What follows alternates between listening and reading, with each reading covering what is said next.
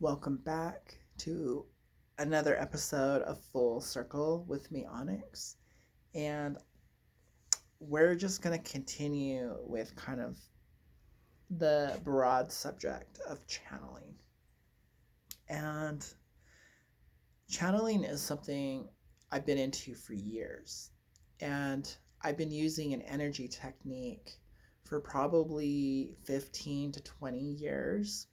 And I know I'm using and a lot. Who cares? Uh, it served me so well.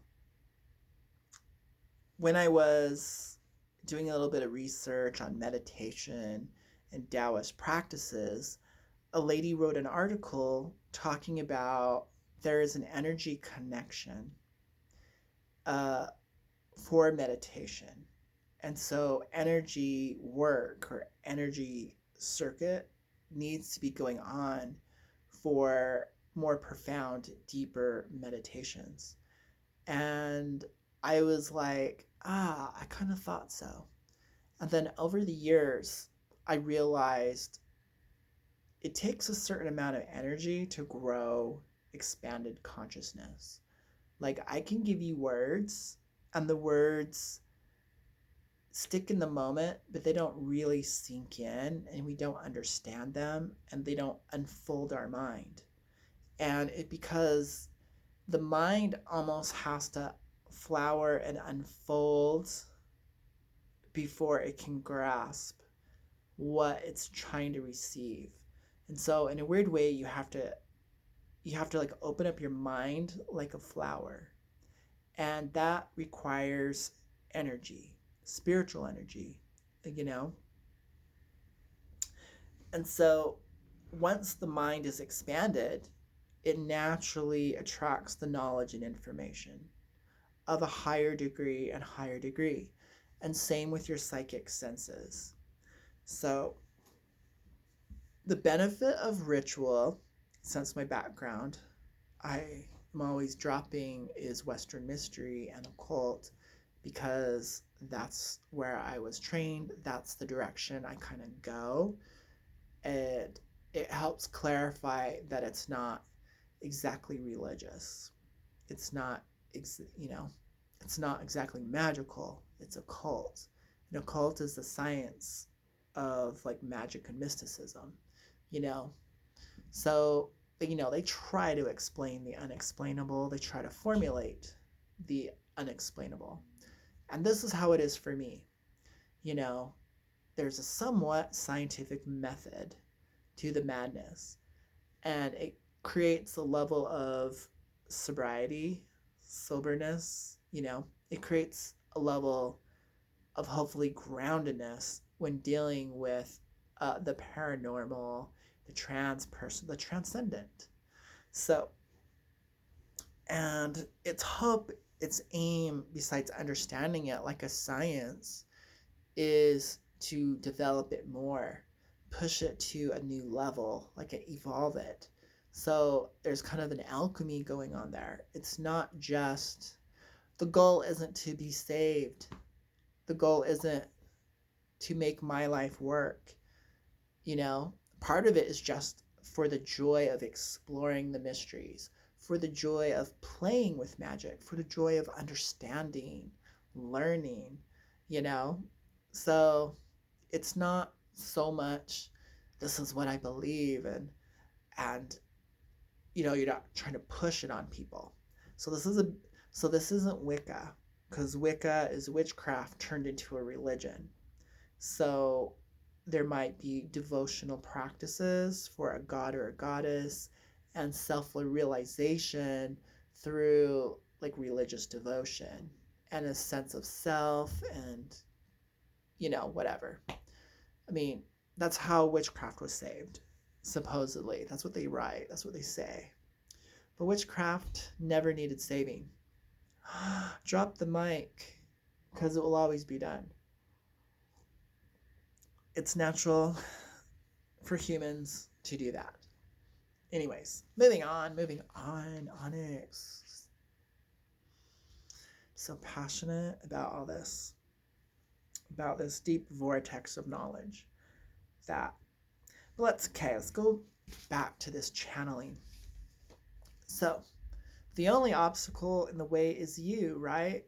Like self-help life coach. What are these obstacles but the way we see ourselves?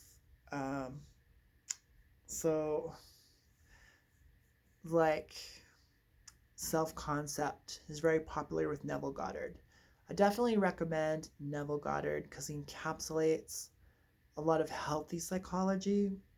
And what I really like about his work is he's an ex Catholic, but he uses the Bible as his codex to communicate from his personal mystical experiences and insider knowledge to the masses. So he fulfills his mission in uplifting humanity and teaching them for those who have ears to ears and eyes to see.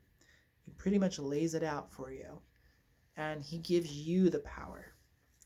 But this self concept, besides just dialogue, if we really break it down, it's a lot of things. So for me, being judgmental, being critical, being analytical, waiting to be, I'm sick of being, I don't want to drink uh, the pink lemonade.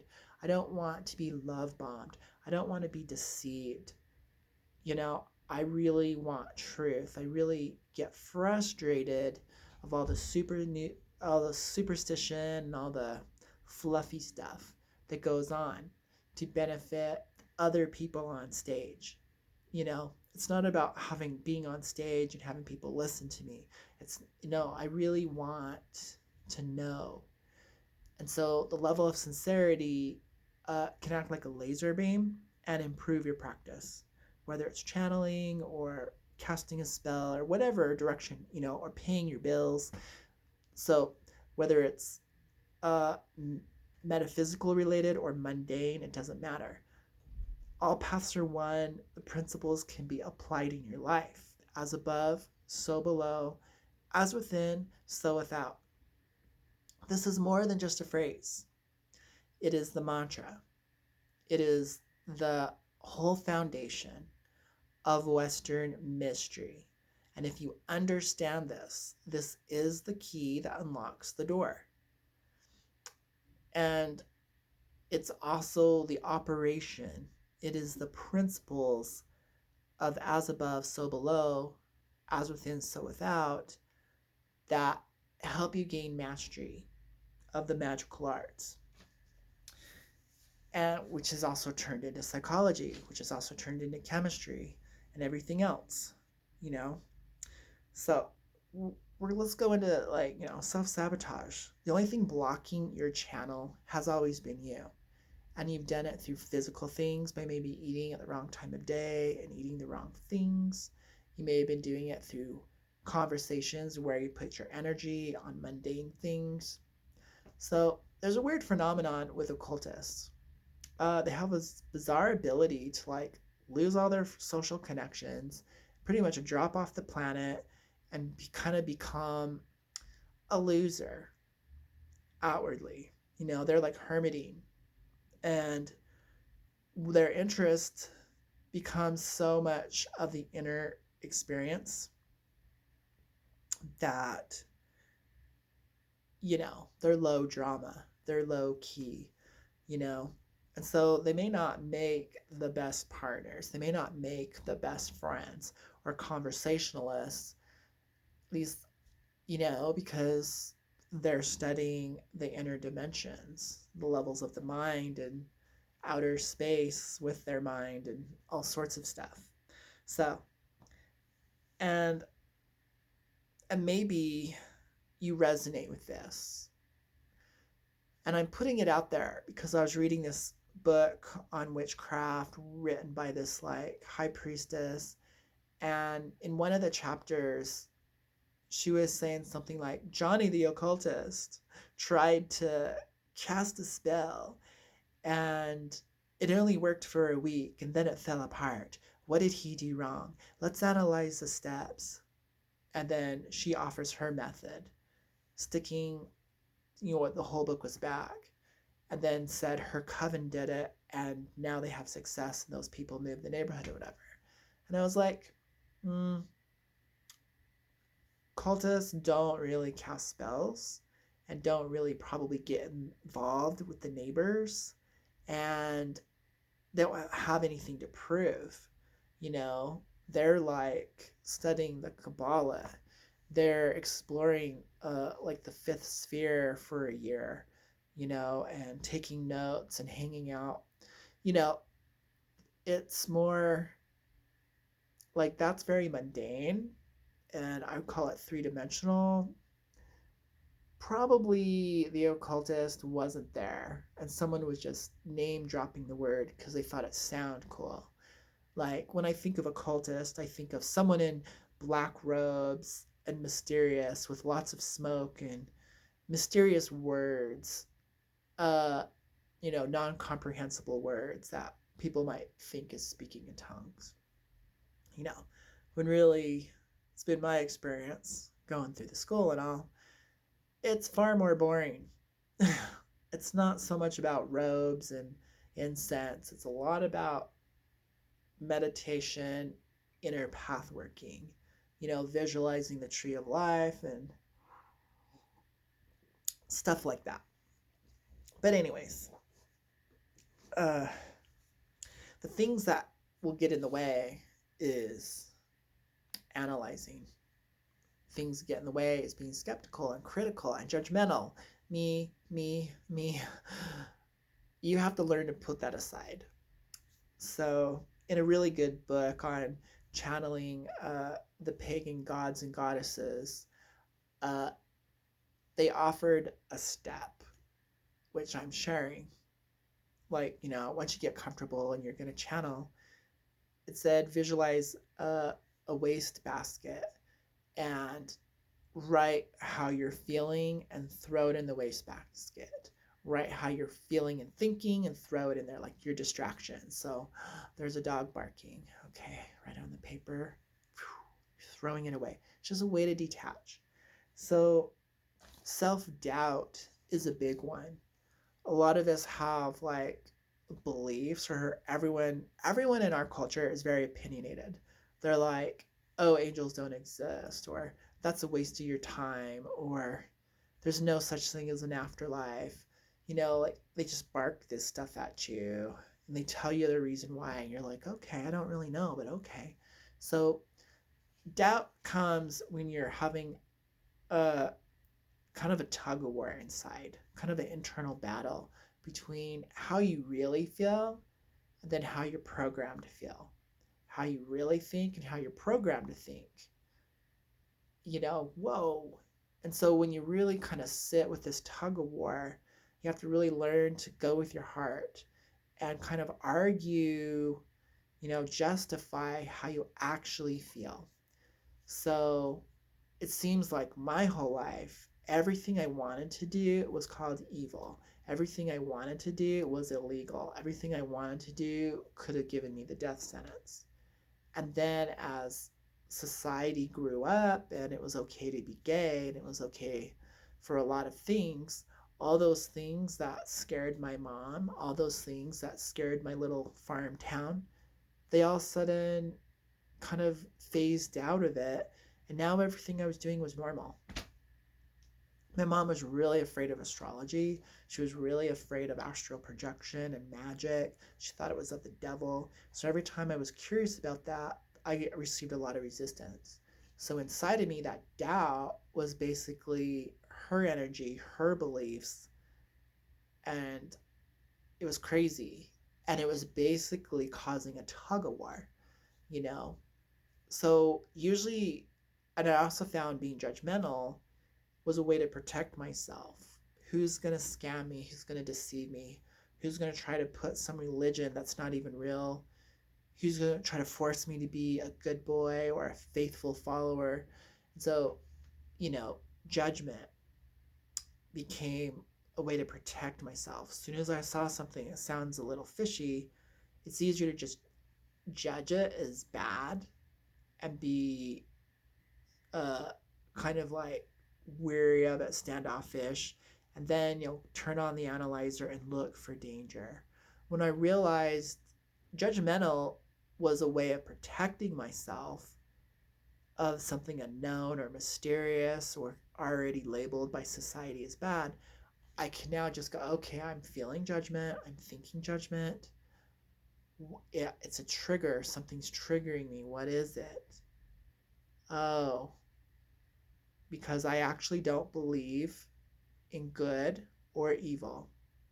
I don't believe in right or wrong, like based on good and evil.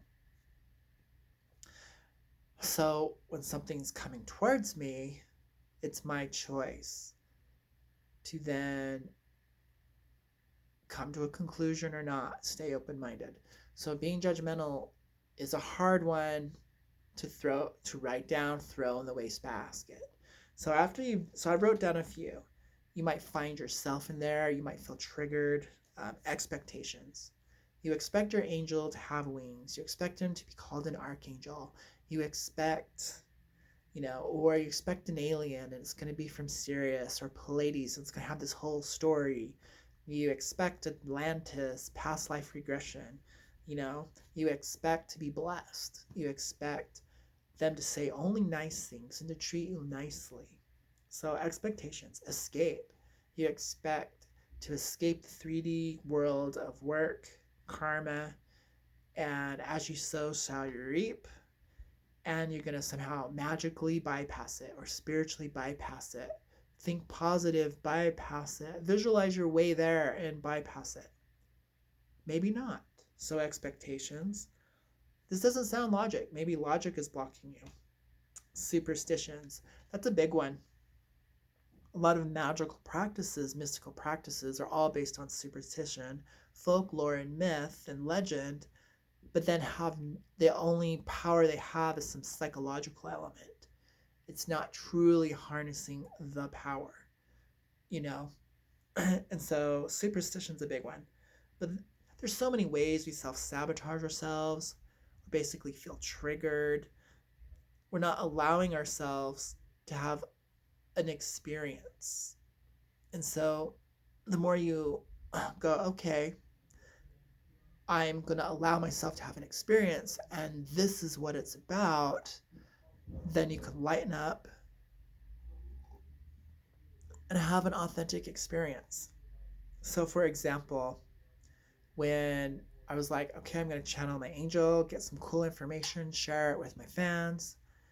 And then I ended up going to an awesome place that was like undescribable. And then it wore me out for the rest of the night. And then I felt a little disoriented the next day. And I was like, that was a major success and a major failure. It failed because it kind of ruined me for a day. I wasn't available for friends, family, loved ones, or myself. But it was also a success because I really went to a whole new level. So there's that weird paradox and balance. So more stuff going on with what we need to detach from. Issues, your self-history, your self-concept. You might really think you suck at all things or you're not spiritual. So I remember growing up as Mormon, but gay, but couldn't say anything about it. I felt like, great, I'm never going to heaven. I'm only going to hell. So I was open and I loved animals. And the jury was out on if animals get to go to heaven or not. So what do I do? Because I love animals so much, but I don't know if they get to go to heaven. That was a big issue for a little kid because I just loved animals. Guess what I saw all the time? I used to see the spirits of dead animals. I didn't really know if I trusted people. And according to the story of Joseph Smith and his visitation of an angel, that sounded scary. I'm like, you mean someone is just going to show up in my room and with like be so bright, the lights are on. And what about personal space? What about boundaries? That like scared me. So that story, that superstitious legend story, scared me as a child and blocked that. I was like, I don't know. That doesn't, no, thank you. Don't need no stranger in my room. But what I did see were animals, power animals, spirit animals, god animals, all kinds of animals. And so the spiritual gifts were there, but I psychologically blocked myself from what I thought was scary. What I thought was scary was Mormon angels, Mormonism. That was scary because that was violent and bigoted and something I don't believe in. Like, they definitely got some good things. I kind of like their value system, you know, but we don't need to get into that for this. So, your past experience can block you and your self concept. Well, if I'm going to hell, then I might as well summons demons. I might as well get good at the dark arts, kind of went through my mind. Or the only one who's going to listen to me is the devil. But I don't believe in good or evil. So, none of that. Limiting beliefs. You might think I need assistance. I'm reading this magic book, this grimoire, this little, year long course in magic, and I am going to do a review on my channel on different books I recommend and don't recommend, and this is why I want to kind of help navigate through traps. And this book immediately starts you off by summoning. and it start and the characters that it starts you summoning is a hodgepodge of different cultures, gods, deities, and it's a trickster god, a dangerous one. In chapter 1, you start off summoning, and I'm like, no, danger, know what you're summoning, know some of the repercussions. So, but the real thing was, why do you feel like the power is outside of you? How come you're always invoking and summoning? Like, that's an extracurricular activity. That's not a main practice, actually, in high magic. But what books are filled with is summoning arts. So they're not developing you as the magician or you as the channel. Like, when do you get to be the one holding the torches? When do you get to hold the sword? When do you get to put on the crown? Until you really understand, it's you got to developing your own personal power. You'll always be having to invoke, summons, call forth, conjure up. And so, oh no, Onyx, you couldn't possibly be the psychic. You have a spirit helping you, is what one lady told me. It must be exhausting having the spirits tell you everything. I'm like, no, I'm actually psychic. Thank you. Not intuitive, not empathic, psychic. Prophetic, even. Pisces moon, Venus in Pisces, Uranus in Scorpio, my ruling planet in Cancer. Go fuck off. So, you might have heard some very disempowering, superstitious things yourself. You know, only the ancestors give you this. You couldn't possibly do that. You couldn't possibly bend reality. I'm sorry, I've been bending reality my whole life without the words. So, beliefs, limiting beliefs, environment is important. You actually could be in an environment that doesn't allow angels in. Your room's a horrible mess. So it creates a lot of discord. You're in a very negative, toxic family environment. Your lover and your relations, your grandmother who lives upstairs is totally against what you're doing. That affects. Does it stop it fully? No, but it won't. It's night and day difference if you're in an environment that actually supports your well-being. So go out into nature. It's not judging you. It's not going to feel triggered that you're summoning whatever it is or channeling. So there was a lot. That was kind of deep. The other one is know your why. Really know why. And this question could be something you ask yourself every year. Why am I practicing witchcraft instead of voodoo? You know, or why is it the like Egyptian gods that gain my attention? Why am I now curious about Babylonian gods? Why angels? You know, what mythology are you into? So, if you really know why, then you don't get lost. Oh, I want to know if I'm a star being. I want to know. Okay, go find out. Boom. Because you know why, it streamlines your energy. You should be able to get your answers in 20 minutes. Your channeling session doesn't need to last longer than 30 minutes. I would get bored listening to someone for an hour in a card reading. I wouldn't be able to retain all the information. You'd have to freaking record it. And then if it doesn't make sense to me then, it probably won't make sense to me later. So I like to kind of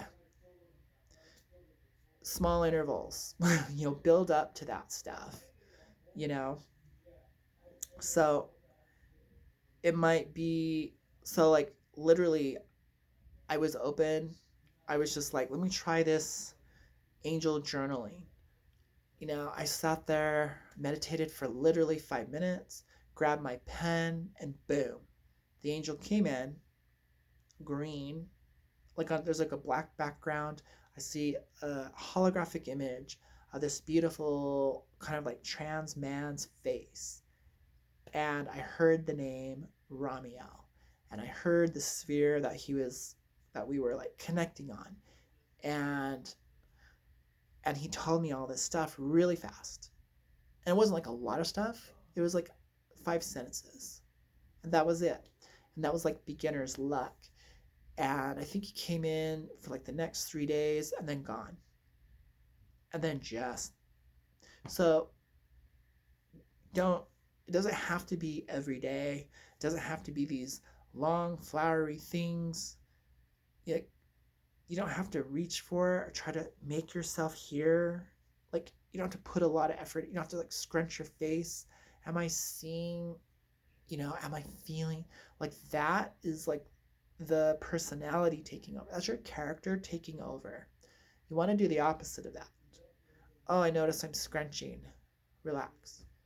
I notice I'm trying. Stop trying. I know why I'm here. I want to contact my angel. That's my intention. All I have to do is relax and be open. Breathe. Feel. Receive. It's so hard for people to receive. You want to give, give, give, give. Receive.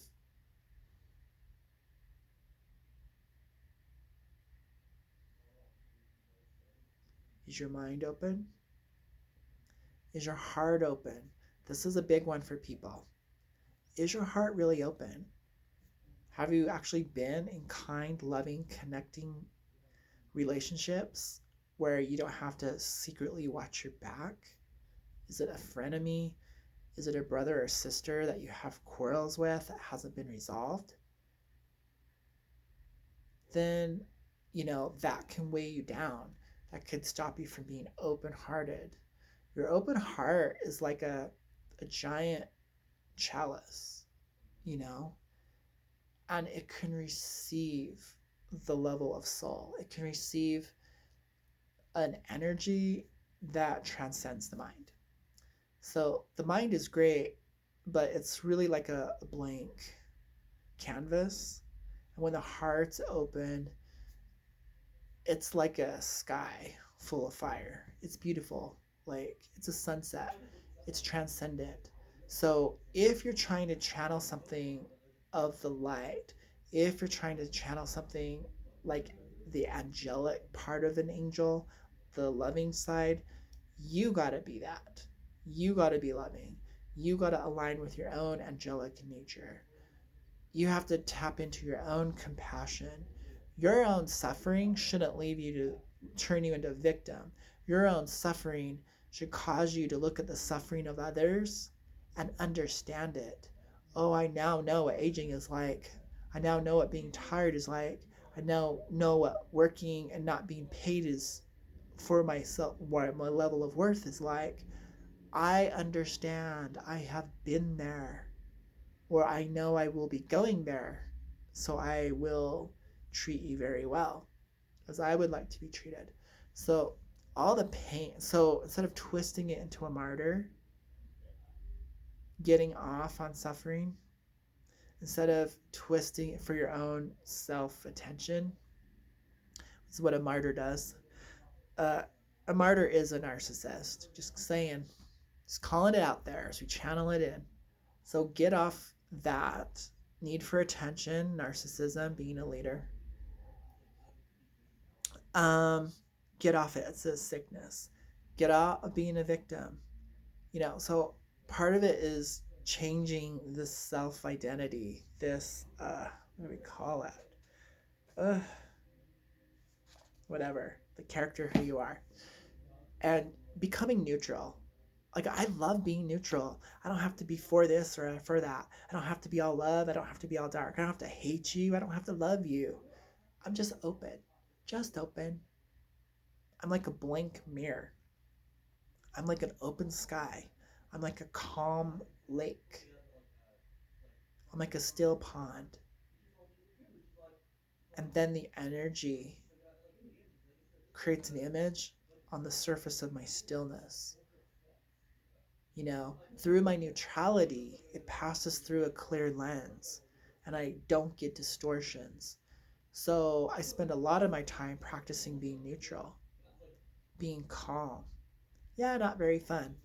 I'm not over emotional about things. I'm not peppy, you know, when I'm in my practice of an empty mind. Calm, peaceful, balanced, centered, grounded. Then I have very powerful experiences. Very powerful. And in those experiences, I have a lot of fun or I feel lots of energy, see lots of color. Like, I see color as bright in my mind as the sun sets, the sky